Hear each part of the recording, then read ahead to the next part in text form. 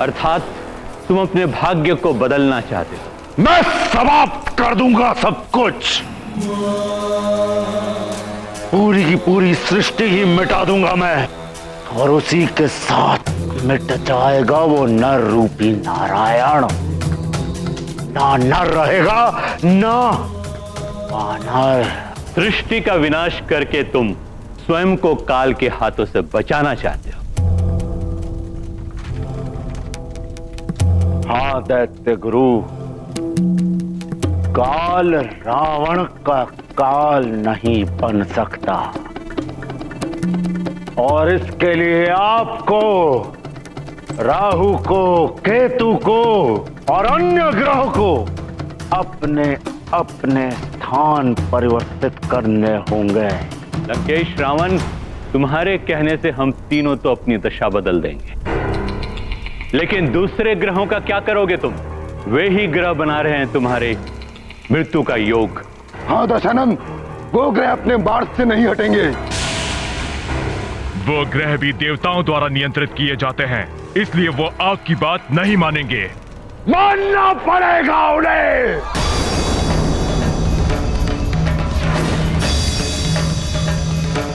अन्यथा मेरे कोप का भाजन बनेंगे वो। मेरे बल के समक्ष एक क्षण भी नहीं टिक पाएंगे वो। मैं अभी जाकर उन्हें उनके स्थानों से हटाता हूं। ठहरो लंकेश, जा तो रहे हो, किंतु ध्यान रहे, तुम्हारे इस सुरक्षा कवच की रक्षा का भार तुम्हारे स्वयं के कांधों पर है। ऐसे रक्षा कवच प्रतिदिन नहीं बनाए जाते, ये तुम भली भांति जानते हो। उसकी आप चिंता ना करें दैत्य गुरु। बस जो आप तीनों को कहा गया है वो कार्य पूर्ण करें। बलबला बलबल, बलबला बलबल। मर्जारिका, तुम ये क्या कर रही हो? लंकेश रावण इस हनुमान का अंत करना चाहते हैं, अंत। और तुम इसे महाबली बनाने जा रही हो। अतिबल, तुम्हारी इस छोटी सी खोपड़ी में बुद्धि भी छोटी ही है। हनुमान के मस्तिष्क में बल के घमंड का बीज बो रही हूं मैं। आलस्य, क्रोध, लोभ, मोह, मद और मत्सर, इन 6 विकारों से विकृत करना है उसके मस्तिष्क को। बलबला बलबल। एक बार वो इन विकारों के विकराल चक्रव्यूह में फंस गया तो फंसता ही चला जाएगा। इन पिता और पुत्र दोनों के मस्तिष्क को इन विकारों के विष से भर दूंगी मैं। ये विकार ही इन दोनों के विनाश का मार्ग प्रशस्त करेंगे। तब जाके पूरा होगा वो उद्देश्य जिसके लिए लंकेश ने मुझे भेजा है।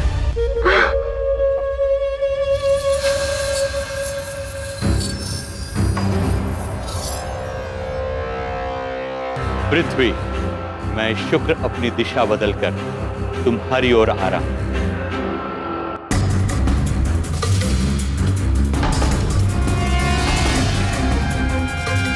केतु, मैं अपने राहु ग्रह से बाहर आ गया हूं। अब तुम भी अपने केतु ग्रह से बाहर आ जाओ। अन्य ग्रहों के मार्ग को रोकेंगे हम। हाँ राहु, तुम मंगल के मार्ग को रोको, मैं बुद्ध के मार्ग को अवरुद्ध करता हूँ। चलो।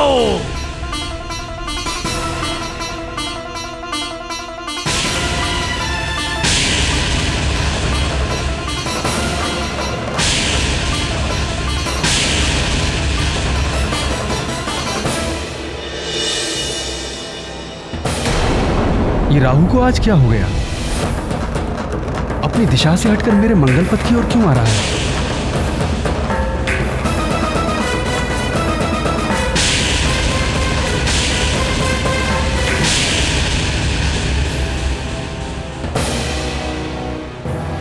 ये केतु मेरे बुद्ध मार्ग की ओर एकाएक क्यों आने लगा?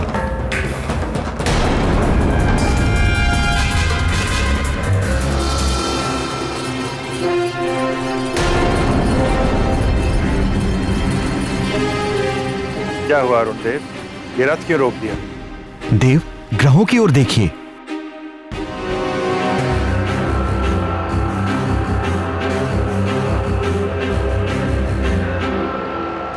ये ग्रह आज अपने निर्धारित मार्ग से हट क्यों गए?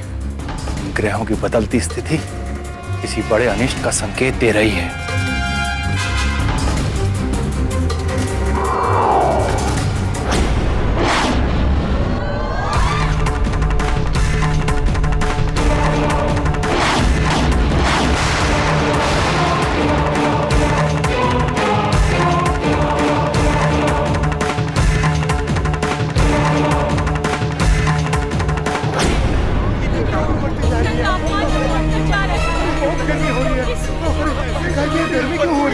तापमान क्यों बढ़ता जा रहा है?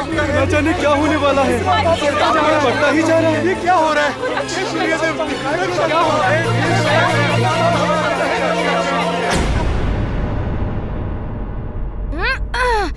युद्ध हो या युद्ध का अभ्यास, प्रतिद्वंदी को सदैव शत्रु के रूप में देखो।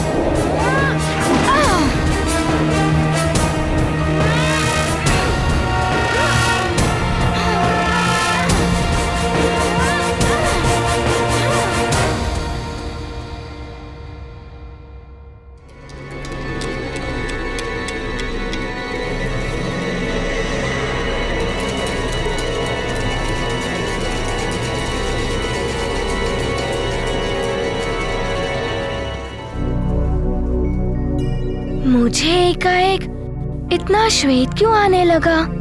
अभी तो युद्ध अभ्यास आरंभ किया था। तापमान कुछ अधिक हो गया है क्या?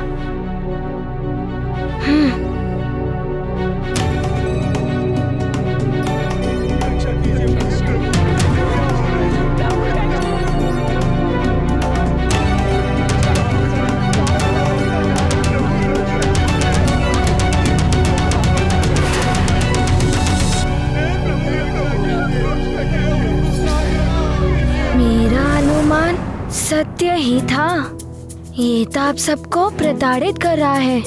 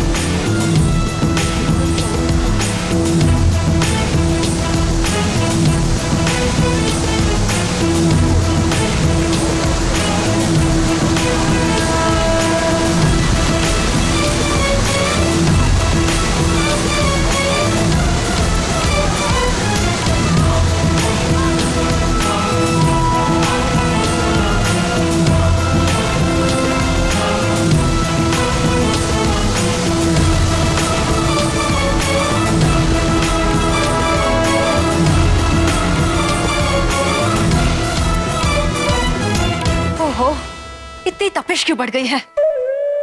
लगता है लंकेश ने अपना कार्य आरंभ कर दिया है। मैं भी अपना कार्य आरंभ कर चुकी हूं। हनुमान के मन में बल का मत आ ही जाएगा एक न एक दिन। अब केसरी के मन को भी दूषित करना है मुझे।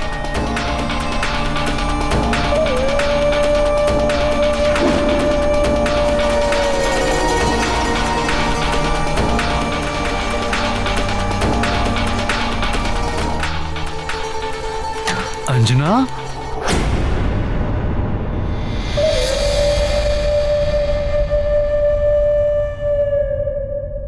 एकाएक असाधारण रूप से तापमान क्यों बढ़ रहा है?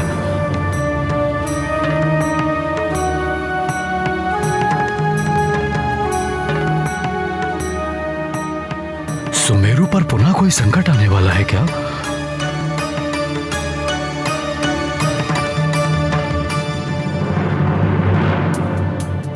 संकट का तो सुमेरु के साथ जैसे स्थायी संबंध ही हो गया है। कभी असुरों का संकट तो कभी प्राकृतिक संकट।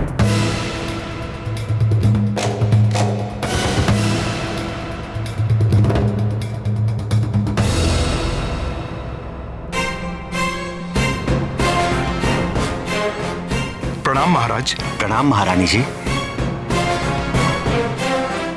प्रणाम। प्रणाम। ये सब क्या है? उपहार।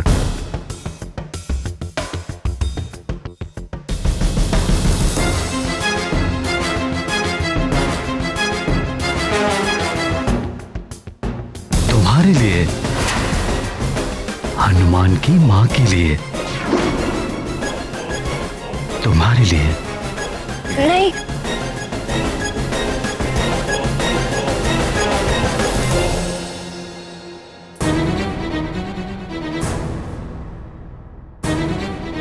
ये विशेष रूप से तुम्हारे लिए बनवाए हैं।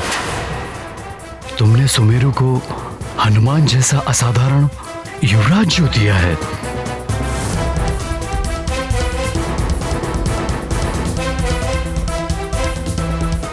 क्या हुआ?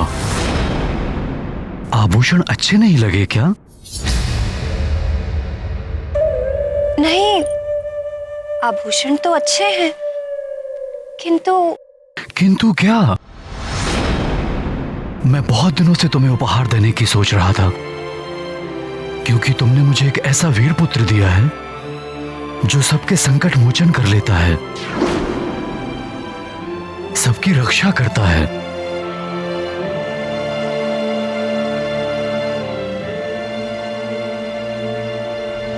हाँ, मेरी भी तो रक्षा की थी उसने।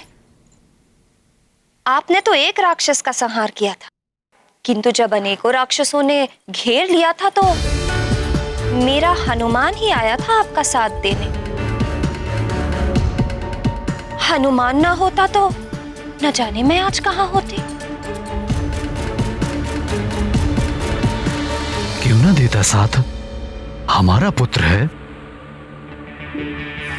हमारा साथ तो देगा ही ना।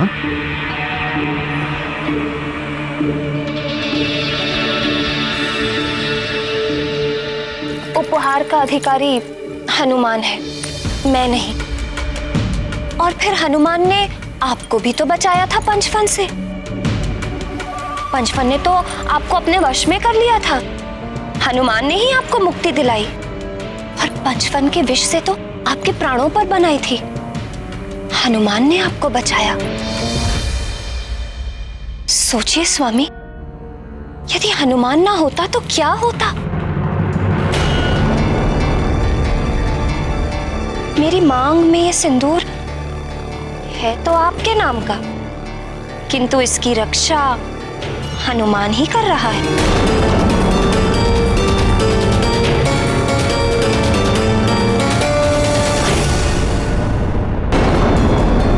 मेरे मस्तक पे ये मांग टीका तब तक ही शोभा देगा जब तक मैं सुहागन रहूंगी।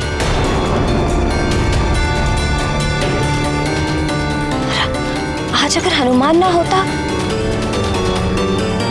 तो कदाचित मैं अभागिन होती। फिर ये सब आभूषण मेरे लिए व्यर्थ होते। हाँ, सब हनुमान ने ही किया है। इसके लिए हमें उस पर गर्वित होना चाहिए, किंतु स्वामी, मुझे तो आपकी चिंता हो रही है। हमारे राज्य सुमेरु की चिंता हो रही है। यहाँ तो प्रतिदिन संकट आते ही रहते हैं। भगवान ना करे किसी दिन हनुमान ना हुआ तो?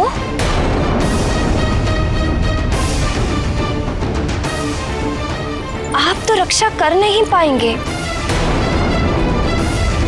और यदि किसी असुर ने आपको परास्त कर दिया तो?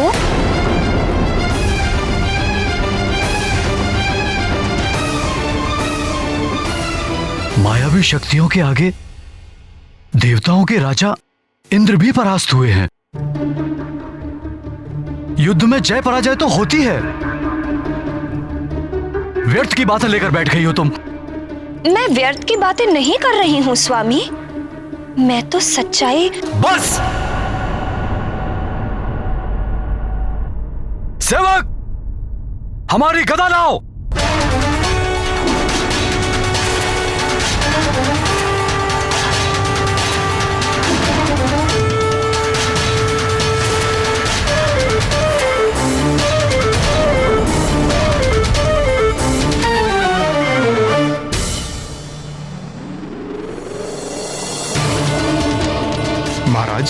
की गदा।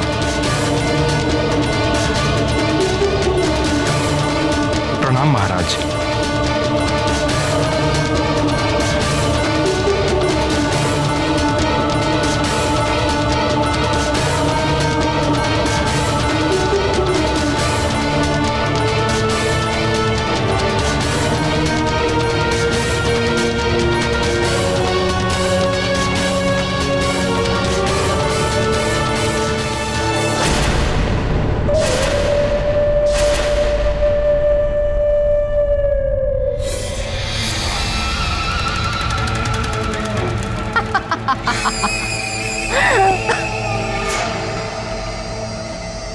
पुरुष के अहम पर चोट कर भीतर तक आहत हो जाता है। मैंने मत्सर विकार का बीज बो दिया है केसरी तुम्हारे मस्तिष्क में। अब अपने ही पुत्र के प्रति ईर्ष्या के भाव से ग्रसित हो जाओगे तुम। विकार ऐसा रोग है जो मस्तिष्क से होता हुआ आत्मा तक को कलुषित कर देता है। इस रोग की कोई औषधि नहीं होती और रोगी स्वयं ही अपना विनाश कर लेता है। विकार तो विनाश के मूल होते हैं द्वारिकाधीश, किंतु इसकी कोई तो औषधि होगी। ये जो षड विकार हैं, ये मन को कलुषित करते हैं और मन के कलुष सहजता से नहीं धुलते। बड़े बड़े योगी, तपस्वी और देवी देवता भी इन विकारों से ग्रसित होकर पतन के मार्ग पर चल पड़ते हैं। रावण ने भी हनुमान को पतित करने के लिए एक अचूक अस्त्र चलाया है। ये विकार ज्ञानेंद्रियों को कुंठित कर देते हैं और मनोभावों को नष्ट कर देते हैं। हनुमान पुत्र, युद्ध का अभ्यास कक्ष में नहीं करते, रणांगन में जाओ। किंतु माँ, मैं किसके साथ युद्ध अभ्यास करूँगा? मेरे मित्रों में भी कोई ऐसा नहीं है जो गदा युद्ध के बारे में जानता हो।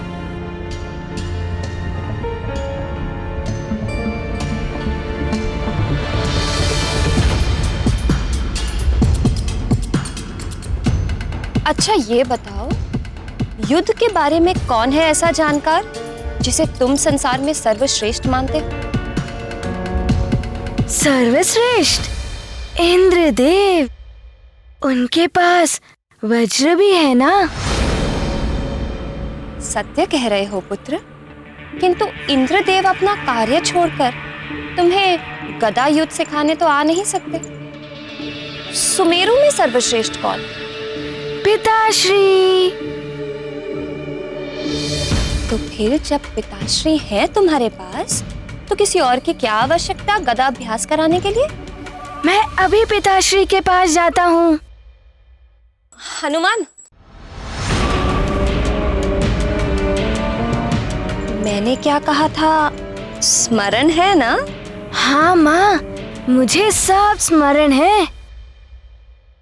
युद्ध हो या युद्ध का अभ्यास, प्रतिद्वंदी को सदैव शत्रु के रूप में ही देखना चाहिए।